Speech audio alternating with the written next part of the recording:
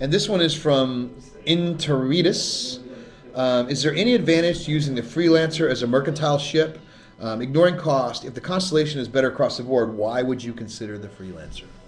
Well, I'm not necessarily sure the Constellation is better across the board. I mean, it probably is. If you're running the Constellation and you've got your friends and you're running at maximum efficiency, I think you're going to be pretty formidable.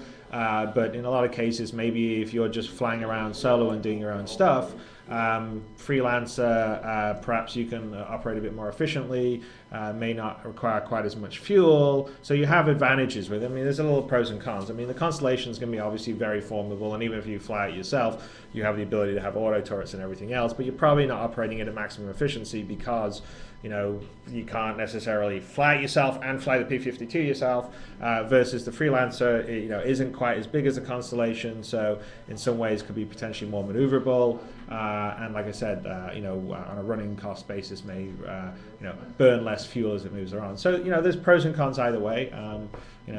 I'd rather not necessarily come up against either one of them, but that's part of the balancing that we're going to do during the dogfighting. So. Yeah, plus it depends on the upgrades you put into it too. I mean, just because you see a certain ship, you don't know what they have in lasers, turrets, Absolutely, no, absolutely. So the upgrades make a big difference between ships. I mean, so if you set up a Freelancer a certain way and you've set up a Constellation another way, there could be a big mismatch. I mean, exactly.